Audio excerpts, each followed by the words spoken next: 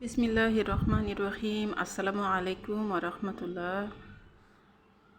আমার ড্রাগন ফলের গাছে দুইটা ফুল এসেছে, দুইটা ঠিক না, চারটা ফুল এসেছে। তো এখানে যে দুইটা ফুল আর উপরে ছোট ছোট দুইটা ফুল কেবল বের হচ্ছে।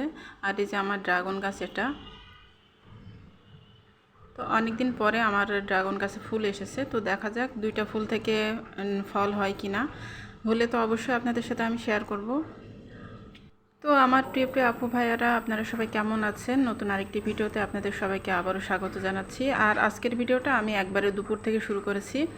তো আজকে দুপুরে রান্নায় থাকছে মাছের মাথা দিয়ে পটল আর কলমি শাক দিয়ে ঝোল করব। তো এটা হচ্ছে আমার ছাদ বাগানের কলমি শাক। তো গতকালকে যে কলমি শাক দেখিয়েছিলাম, আমি যে ফ্রিজে রেখে দিয়েছিলাম, সেটাই আমি এখন বের করে নিয়েছি। নিয়ে তারপরে আগে ভালোভাবে ধুয়ে নিয়েছি, নিয়ে তারপরে আমি ছোট ছোট করে কেটে নিয়েছি। নিয়ে এখন এই যে আমি রান্নাটা বসিয়ে দিচ্ছি। তো ফার্স্টে আমি মাছের মাথাগুলোকে ভেজে নিলাম। নিয়ে এখন এই যে আমি তরকারিটা বসিয়ে দিচ্ছি। তো আমি কড়াইতে সরিষার তেল দিয়ে দিলাম, দিয়ে পেঁয়াজ কুচি দিয়ে দিয়েছি। আর এখন এই যে কাঁচামরিচ ফালি দিয়ে দিলাম, লাল মরিচ আর সবুজ মরিচ ফালি করে দিয়ে দিলাম।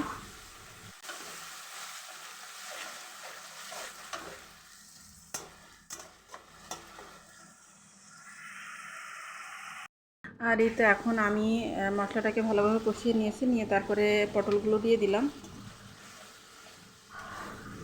তো এই তরকারিটা খেতে মাশাআল্লাহ অনেক বেশি মজা হয়েছিল। আমি আর আমার হাজব্যান্ড আমরা দুইজন মিলে খেয়েছিলাম, আর আমার বাচ্চারাও খেয়েছিল। তো আমার বাচ্চারা তো মাছের মাথা খায় না, কিন্তু শাক খেয়েছিল, শাকে মানে তরকারিটা আর কি খেয়েছিল।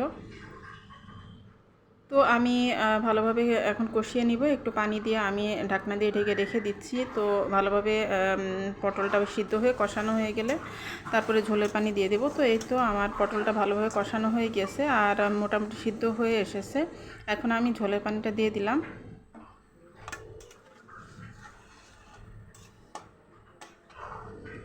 তো এই তো আমি ঝোলের পানি দিয়ে তারপরে ভেজে রাখা মাছের মাথাগুলো দিয়ে দিয়েছি। দিয়ে তারপরে আমি এখন কেটে রাখা কলমি শাক দিয়ে দিচ্ছি। তো আমার বাগানের টাটকা কলমি শাক আর পুঁই শাক একসাথে আমি এনেছিলাম, তো সেগুলো আমি এখন দিয়ে দিচ্ছি।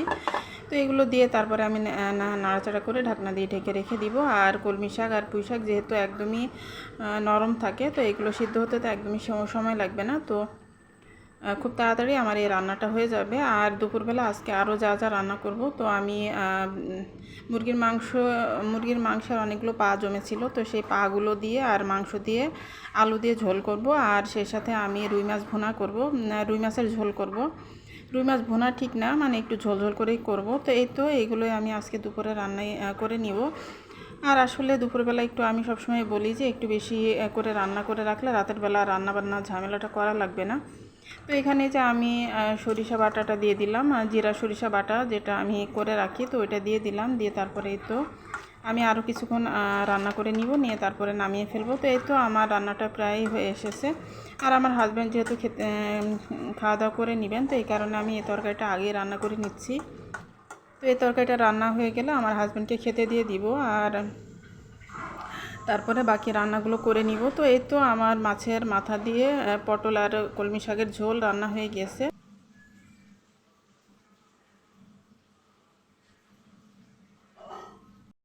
তো আমার প্রিয় প্রিয় আপু ভাইয়ারা, দিদি ভাইয়ারা, আপনারা যারা ভিডিওটি দেখার জন্য ক্লিক করবেন, তারা প্লিজ একটা লাইক দিয়ে আমার ভিডিওটি কন্টিনিউ করবেন। আর আমি যেহেতু একদমই ছোট্ট একটা ভিডিও শেয়ার করেছি, তো আপনারা প্লিজ ফুল ওয়াচ করে দিবেন। আর যারা নতুন আপু ভাইয়ারা আমার চ্যানেলটি ভিজিট করবেন, তাদের কাছে যদি আমার ভিডিও একটু ভালো লাগে, তাহলে আপনারা চাইলে আমার চ্যানেলটি সাবস্ক্রাইব করে আমার চ্যানেলের সাথে থেকে যেতে পারেন আমার বন্ধু হয়ে, আর আমাকে একটু সাপোর্ট করতে পারেন। আর যারা অলরেডি আমার চ্যানেলটি সাবস্ক্রাইব করে আমাকে সাপোর্ট করছেন প্রতিনিয়ত, তাদের সে সমস্ত আমার প্রিয় প্রিয় আপুদেরকে জানাই অসংখ্য অসংখ্য ধন্যবাদ এবং মন থেকে অনেক অনেক দোয়া। তো এখানে এই তো আমি মুরগির মাংসটা এখন বসিয়ে দিচ্ছি, আর তরকারিটা আমি টেবিলে দিয়ে দিয়েছি। তো আমার হাজব্যান্ড খেয়ে নেবেন।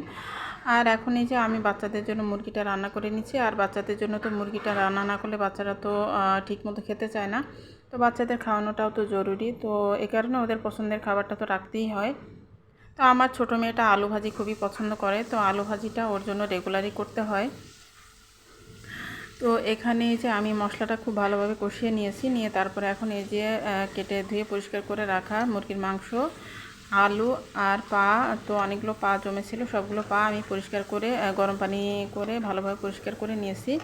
নিয়ে তারপরে এই তো আমি সব কিছু দিয়ে দিলাম। এখন ভালোভাবে আমি মাংসটা কষিয়ে নিব। তো মুরগির মাংস রান্না আর কি দেখাবো, তো এই তো রান্নাটা হতে থাক।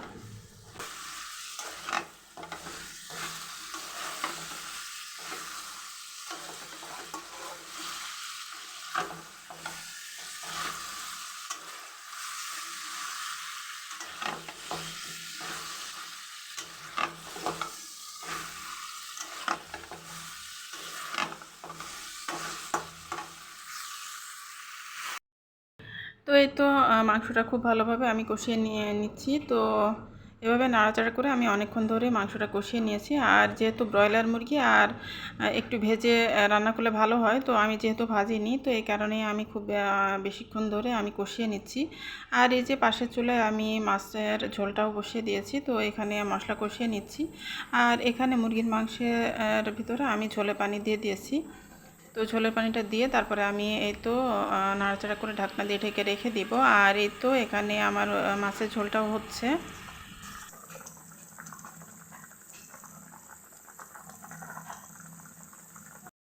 তো এই তো আমার রান্নাবান্না সব শেষ হয়ে গিয়েছে, আমি টেবিলে খাবার দিয়ে দিয়েছি। তো এখানে যে আমার মুরগির মাংস দিয়ে আলু দিয়ে পা দিয়ে ঝোল, তো মাশাআল্লাহ এইটা খেতে অনেক বেশি মজা হয়েছিল। আর মুরগির পাটা খেতে আমি অনেক পছন্দ করি, আর আমার ছেলে মেয়েরাও পছন্দ করে, তবে আমার হাজব্যান্ড খায় না। আর এই তো এখানে রুই মাছের ঝোল, আর আমার পছন্দের আমার ছাদ বাগানের কলমি শাকের ঝোল, আর এই যে ডাল।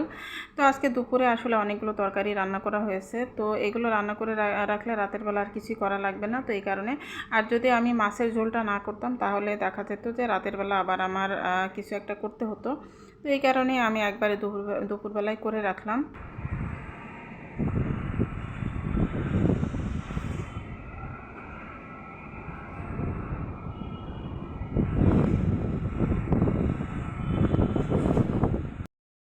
আর এই তো সন্ধ্যার পরে কিছু নাস্তা নিয়ে এসেছেন আমার হাজব্যান্ড, না সরি, মানে আমার ছেলে নিয়ে এসেছে।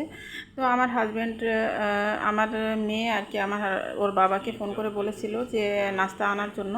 তো পরে মানে আমার হাজব্যান্ড আর কি বললো যে ছেলেকে পাঠিয়ে দিতে, ছেলেই নিয়ে আসবে। তো আমার ছেলে পরে গিয়ে পাশের একটা রেস্টুরেন্ট থেকে নাস্তা নিয়ে এসেছে। তো এখানে যে নান রুটি আর চিকেন চাপ, তো এগুলো নিয়ে এসেছে। তো এইগুলো দিয়ে এখন বাচ্চারা নাস্তা করে নিবে। তো আমি আসলে খাবো না, কারণ আমার তেমন ক্ষুধা নেই। তো আমার বাচ্চারা এইগুলো দিয়ে নাস্তা করে নিবে, আমার 3 ছেলে মেয়ে। তো আজকের মতো এখান থেকেই বিদায় নিচ্ছি। আল্লাহ হাফিজ, আসসালামু আলাইকুম।